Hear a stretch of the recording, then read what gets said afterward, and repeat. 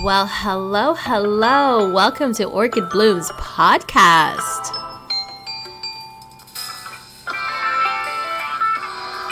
Welcome back, bloomers. My name is Orchid Brown.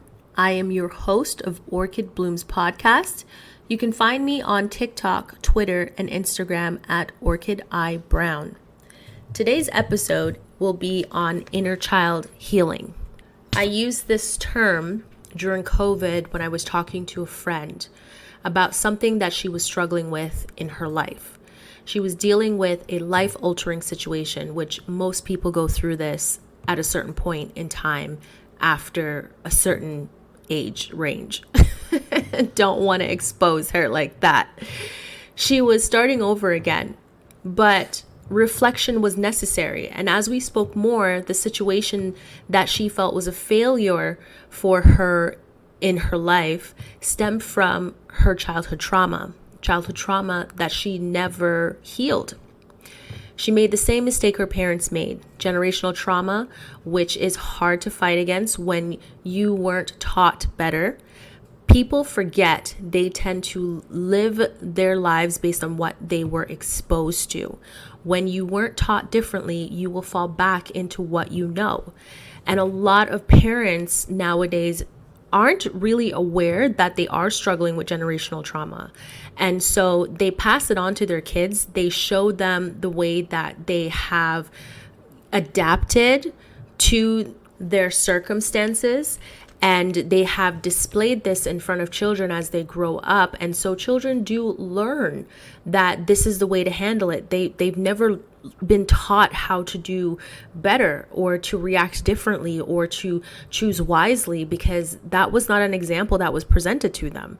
So you are what you have been exposed to, and a lot of people don't understand that. Your inner child is so important to healing trauma, healing childhood trauma, most importantly. So let's talk about the inner child in this podcast episode.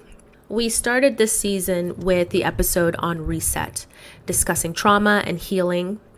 Inner child is all about creating a safe space for you to be your authentic self and happy self. Freedom to express who you are without judgment, criticism, and fear. Releasing yourself of burdens or the burdens of others. Choosing love, positive energy, and peace. This is a time where most of us is going through a season of reset, where we are truly trying to change our future and the outcome that we have envisioned for ourselves. Before we go on into talking about inner child healing, I wanted to go back and go over generational trauma. It is a podcast episode that we have covered in the first year that we started the Orchid Blooms podcast. You will be able to go back and listen to the conversation with Dr. Tiffany Ross. It is very eye-opening. You're going to learn a lot. So I highly recommend that you go back and listen to that podcast episode. Generational trauma is a trauma that extends from one generation to the next. It begins when a group experiences a traumatic event that causes economic, cultural, and familial distress. People suffering from generational trauma develop physical and psychological symptoms.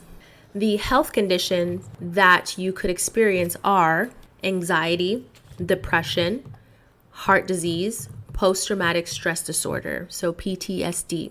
Generations can inherit trauma. Example of this are Black people who have been displaced due to slavery, Holocaust survivors, genocide survivors through survivor's guilt, and Indigenous community.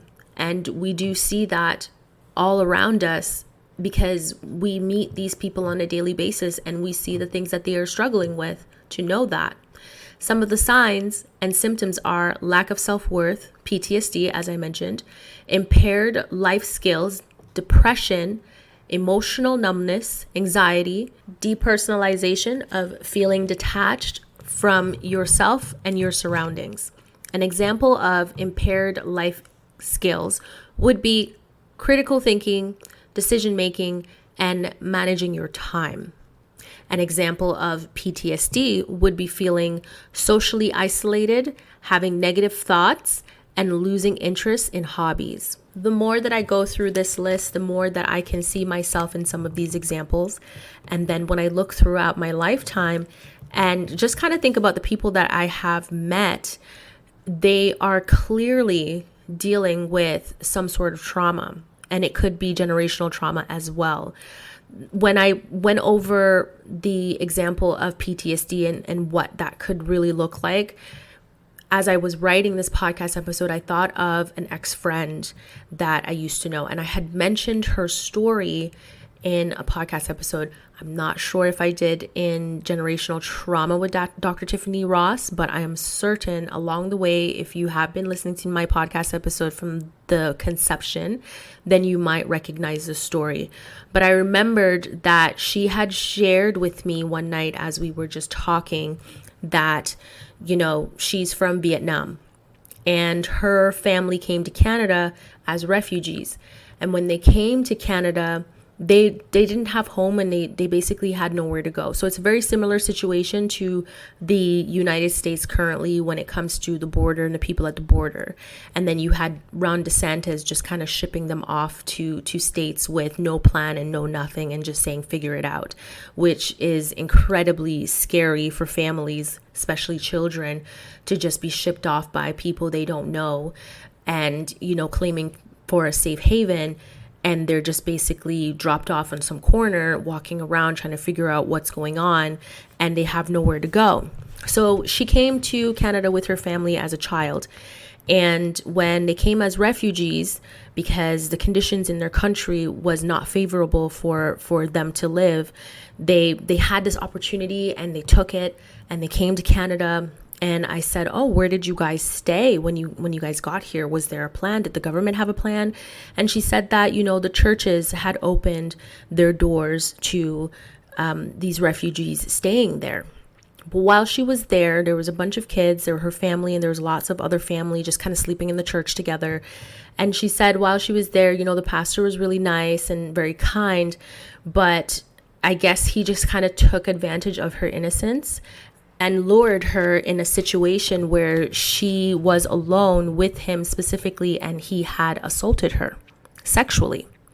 So when she told me, I was kind of shocked because, technically I shouldn't be shocked. These types of stories have been going on for such a long time.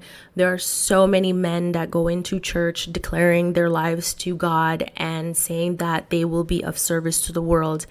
And of course, fall for temptation is what they say. What's the excuse? Let me say it again. They fell for temptation. This child seduced him is some of the excuses that these messed up people would use in the church for a grown ass man touching a child, a 6-year-old child. You're trying to say the demon was in her, and she turned around and seduced him with her childlike body, and that's why he had to take a bath. I can't deal with you Christians. I just can't. But anyways, so he had sexually harassed her, sexually molested her, basically. I just wasn't sure what word to use. We can't use the R word, but that's basically what happened to her.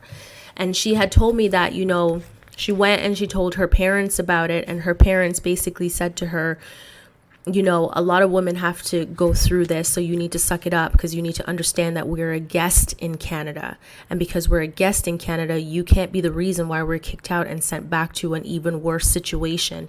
So you need to keep your mouth shut. And it was so sad to hear that, because based on the circumstances, there's really nothing the parents could have done to have protected their child, because this pastor seemed so trusting. This pastor seemed so caring and just wanting to serve and to help people. But, he wanted to gain the trust of the parents so that he can lure their kids and take advantage of them, basically. And this is a story that has happened all over the world. All over the world. There are so many people that can come out and share the exact same story, because this has been so normal. And it truly affected her. Mind you, she was over 45 years old at this point. She's been married, she's had her child, and she was a miserable person, even though she faked happiness every single day. You could tell it wasn't real. But she was one of those people that would isolate herself sometimes. And then she's one of the most, if you met her, you'd think she's a people person. And she's just so happy-go-lucky all the time, but it was fake. She would have negative thoughts all the time.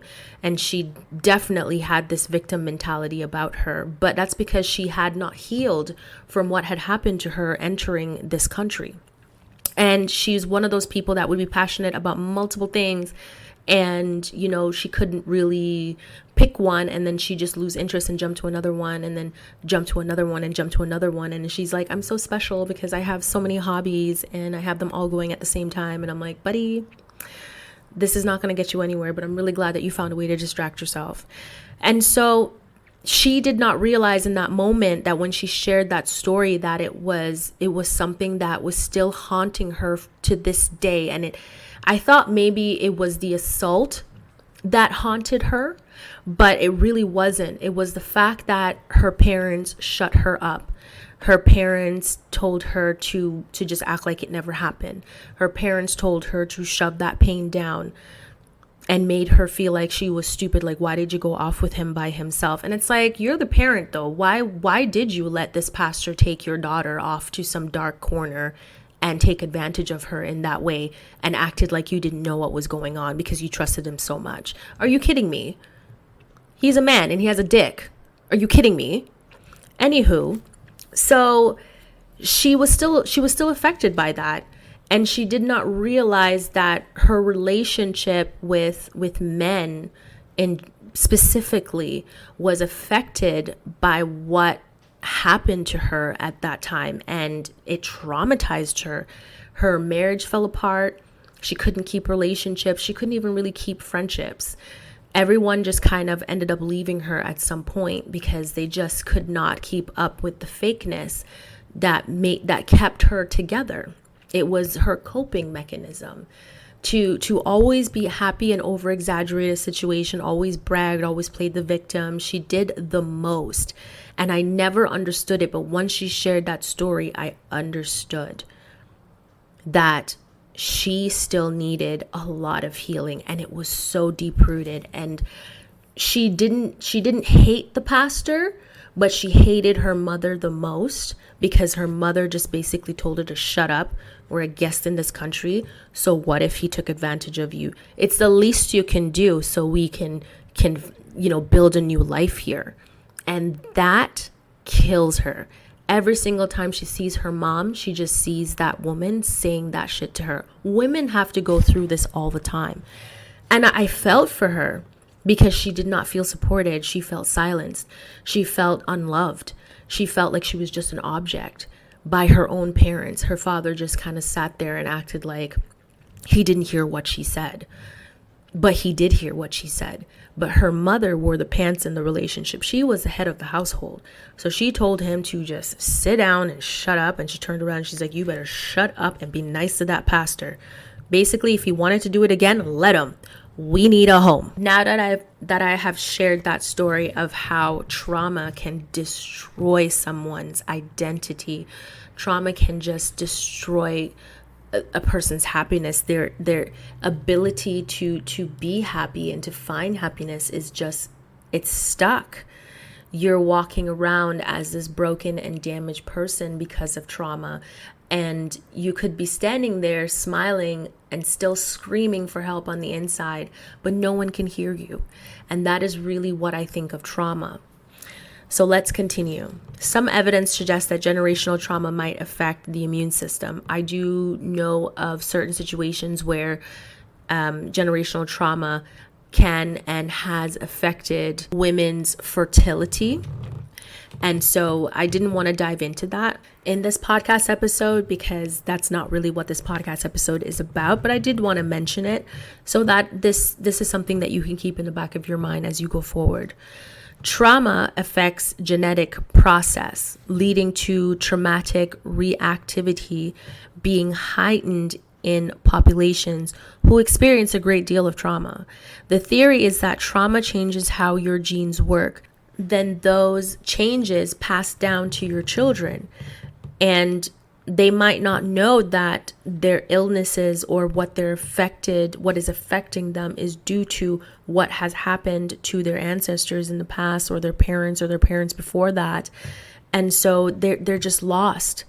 And not a lot of medicine and care in this world can fix it. You can pop as many pills as a doctor is giving you, but what you have could just stem from generations after generations of the exact same trauma repeating itself and changing your genetic DNA.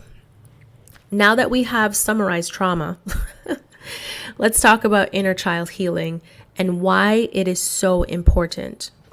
The meaning of inner child is a person's supposed original or true self, especially when regarded as damaged or concealed by negative childhood experience. Your inner child is the forgiving, free-spirited part of us that still feels and experiences life as a child. Your inner child has been a part of you since you were conceived, all through your developing years. Your inner child can recall good experiences, childhood fears, trauma, neglect, or significant loss.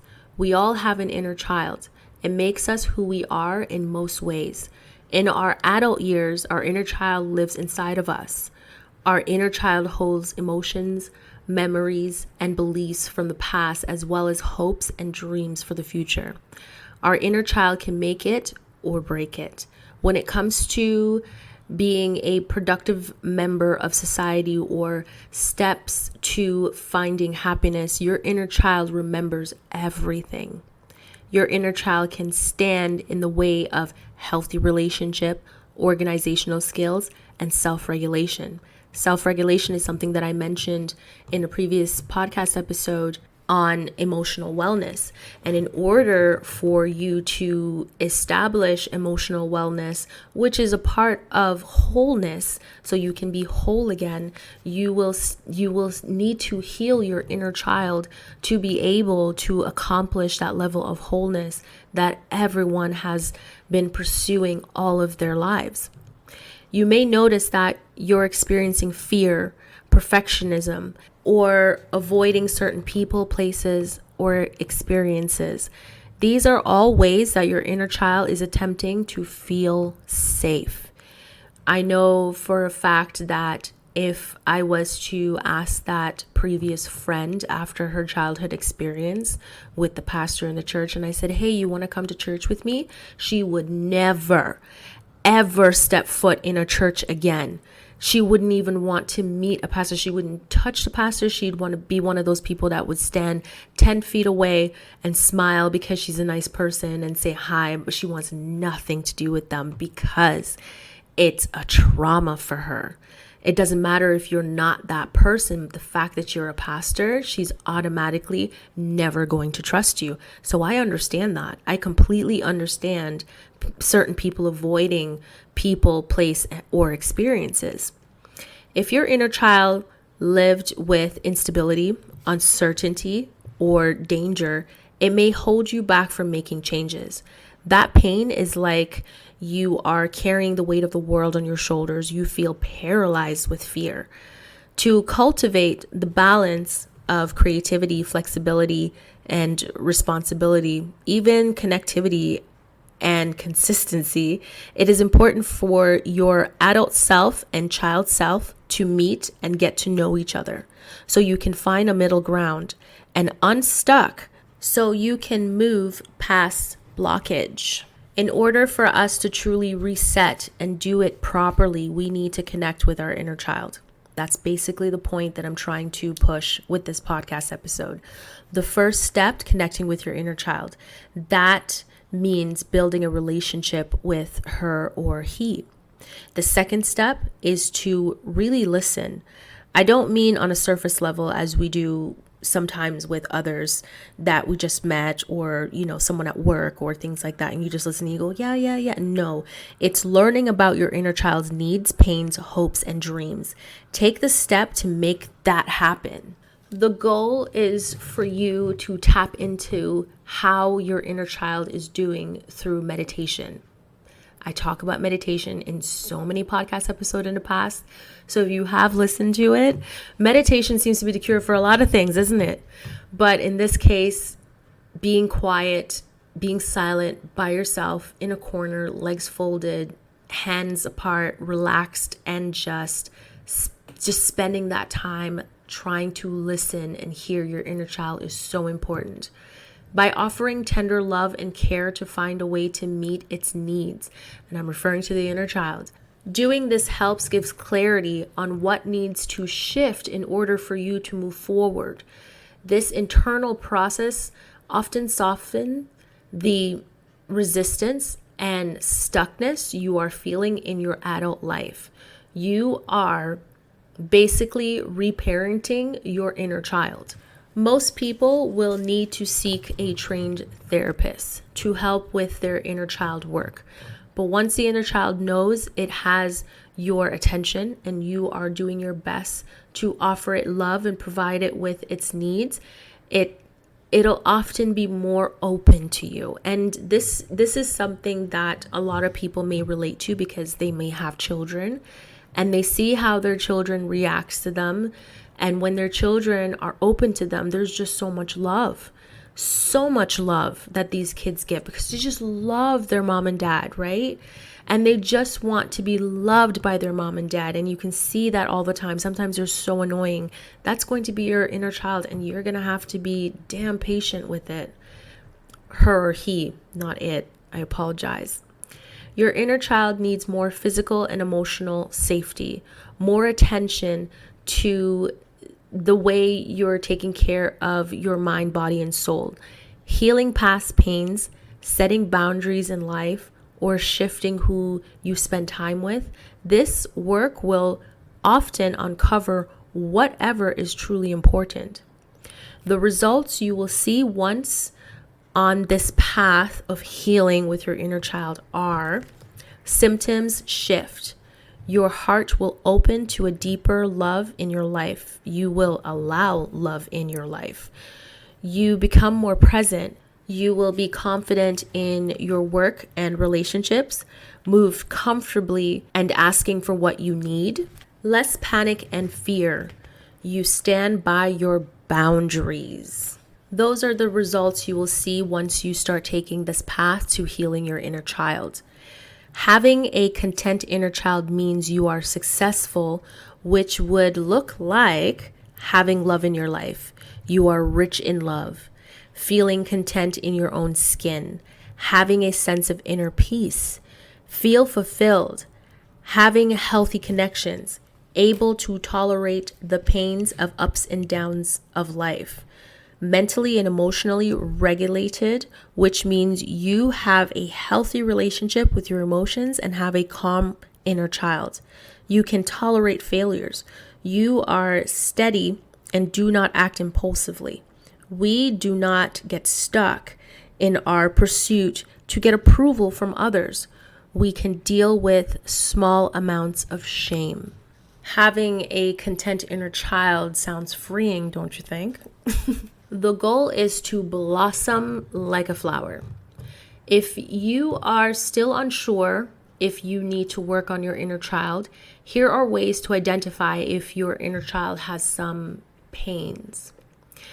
First is feeling of shame, guilt, or pain. I mean, most of us struggle with some of this. We do. Chronic overworking and need to achieve to get approval or belonging. I'm a chronic overworker, but I don't know if I'm doing it for approval or a need to belong. I just like to succeed. It makes me feel good. The only person I'm trying to get approval from is myself. I wish I could say that I need approval from, my mother, for example. But over the years, I've learned that, I can't make my mother happy. There's nothing I can do that would truly help her receive that happiness through my works. So why would I even bother? So again, I'm an overworking person, but it's all because I just like to achieve. It makes me feel good.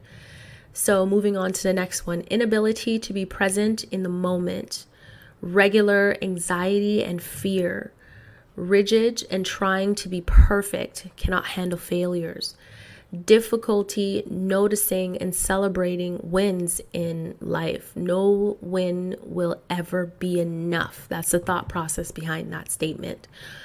Unhealthy relationship patterns and or avoiding relationships and love. Self-sabotage and obsessive and addictive behaviors. Underachieving, which kind of contradict the chronic overworking and need to achieve. So, okay.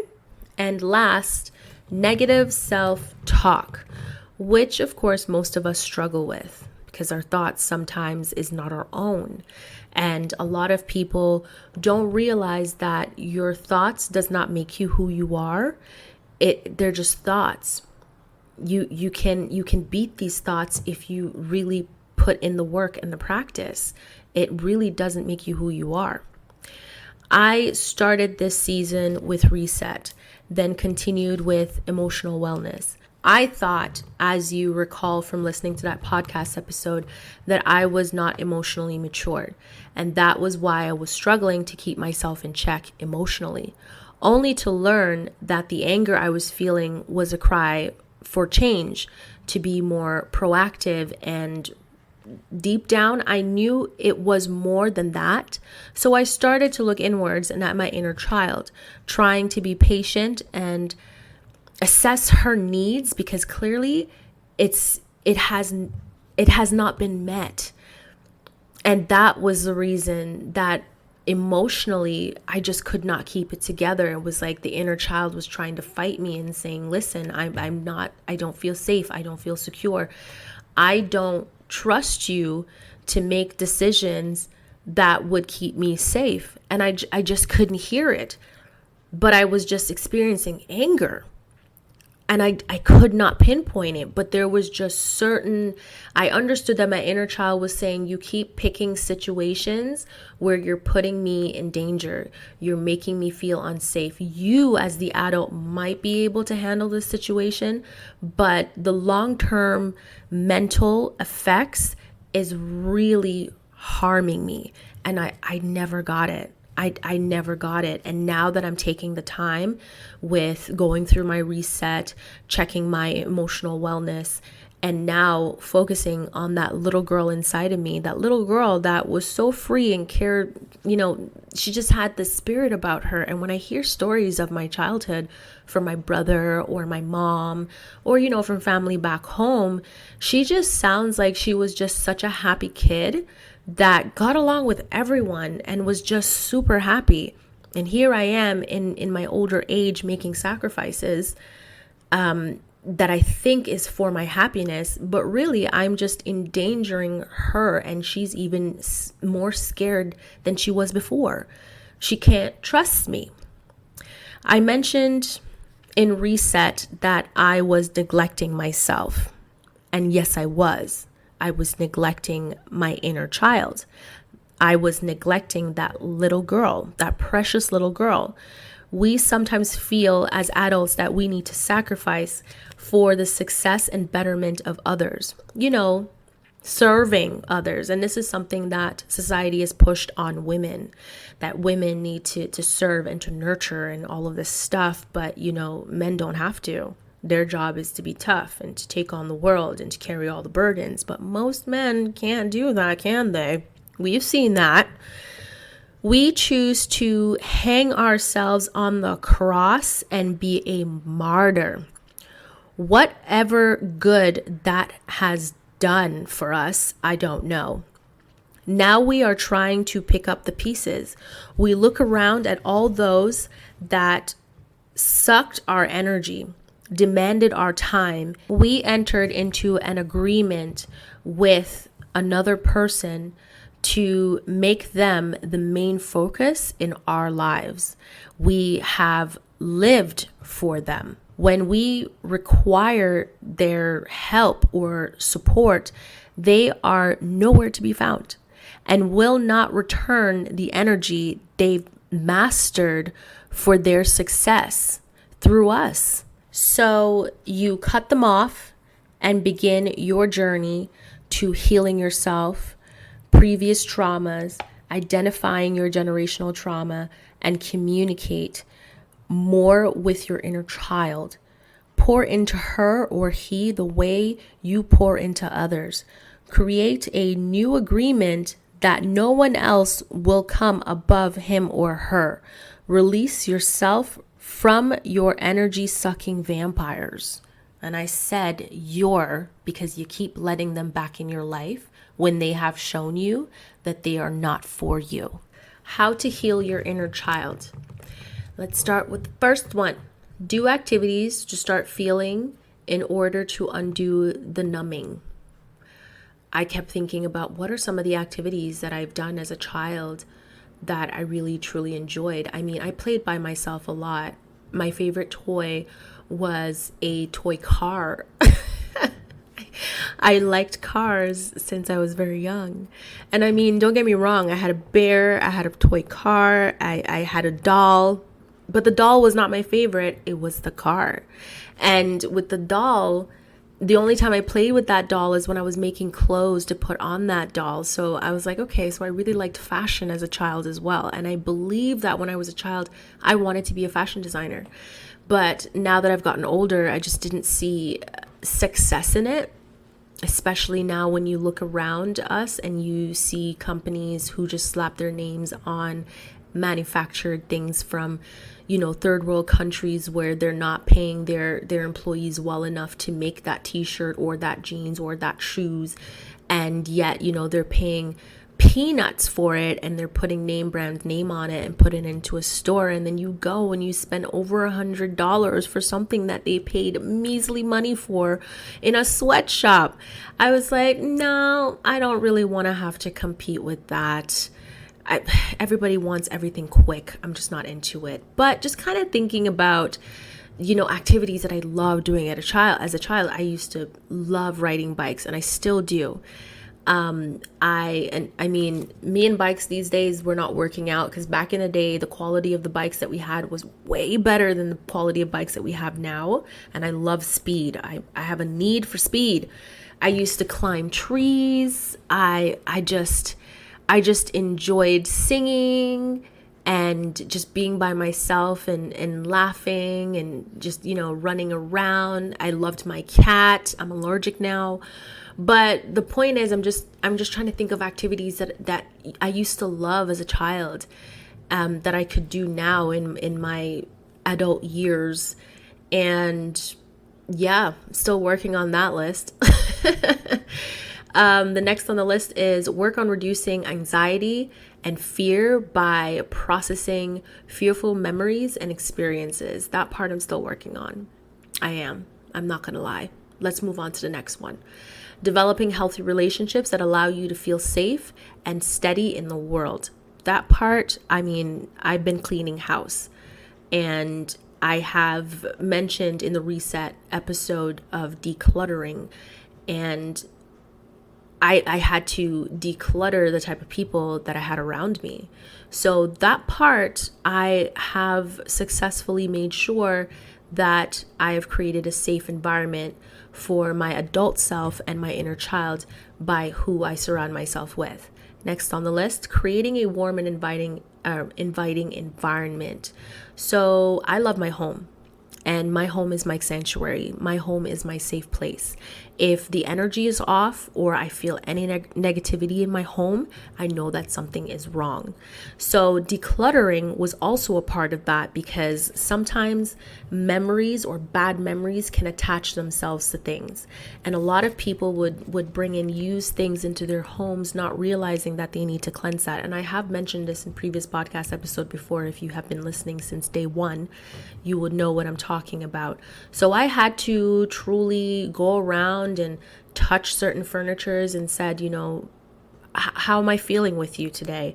Are you connecting with the positivity that I'm moving forward with in my life? And if I don't feel that positivity in my furniture, it means you gotta go. You gotta go. So you have to declutter. And having being a hoarder and having too many stuff around sometimes doesn't really make your environment safe. It kind of makes you anxious. So that's why a lot of people have been pushing that minimalistic lifestyle and having only what you need.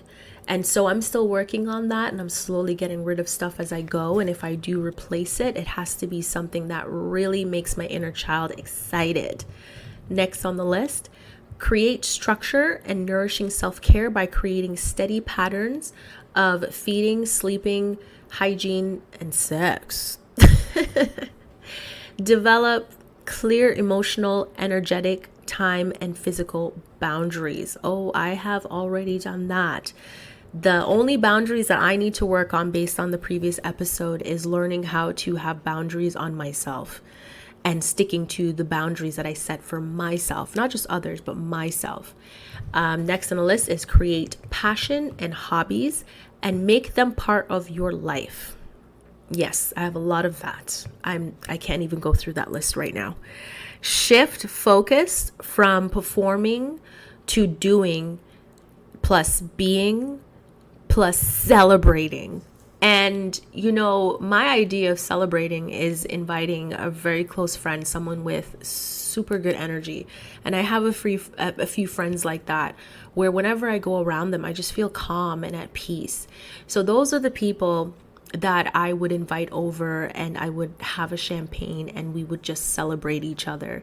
So I do like that. And this is something I did before COVID, but I have not done it after COVID. And I feel like this is something that I need to do again. Just have one-on-one moments with these people that just have such a great energy about them, and they just have a really good vibe, and just celebrate a moment with them together. And that is something that I'm going to change this year. Last on the list, shift your inner beliefs. What beliefs you feed yourself. Therapy can help with that. Well, I mean, if we focus on working on positive and healthy inner beliefs, it might take a little bit longer rather than going to therapy. I mean, I have spoken to a few people that have gone to therapy seeking help, and they have said that it helped in some sense, but they just feel like they have progressed, but they haven't really progressed. And so I would rather take my time working on shifting my inner beliefs to match where I'm going, and I'll be working on it until I get there. And that is something that I feel a bit more comfortable with. I'm not sure if I want to go to therapy to help me with my inner child, because if my inner child doesn't trust me, how the hell is this therapist going to help me to get my inner child to trust them? I kind of need my inner child to trust me first above anyone else. The process may take some time. Bad habits are hard to break. Just as your body records trauma, it records bad habits. The worst part is that your body records and memorizes when you are feeling anxious or stressed. You can be healing and that feeling just resurfaces out of nowhere because it's a memory. Your body remembers it, and it just comes just to wreck the work that you've been working on. And it might not even be a trigger. You could just be sitting down watching a show, and then boom, it just happens out of nowhere. And that's because your body records it and remembers it. Any situation that triggers strong emotions, discomfort, or old wounds will bring you back to that place. So you need to change those memories, or at least make new ones. Your body memorizes the positive memories so you can avoid being immobilized. Once you can heal, or once you are healed, or in the process of healing, you will notice that you're less angry, that your needs aren't being met. Your feelings of abandonment or rejection will lessen. You feel less insecure. You feel less shame of being vulnerable. You stop feeling so guilty over things that are out of your control. You accept what you have done and is at peace with it. You become less anxious. In conclusion, you can trace these feelings back to a specific childhood event and realize that they are similar situations in your adult life which triggers the same response. Take a moment, you won't die if you do, and comfort that child. Remind her or he that she is not alone and you will protect her. Create a safe space within yourself for that precious child. Thank you for supporting the Orchid Blooms podcast. Please subscribe, follow, rate, and leave a review on the podcast episode that you enjoy the most. We also have social media pages, so subscribe and follow. First is Orchid Blooms YouTube channel. Second would be the Ambitious Obsession Network on Facebook, and Twitter at The Ambitious Ops, Instagram at The Ambitious Net. Don't forget to share your favorite podcast episode with your family and your friends, and I hope you have a splendid day.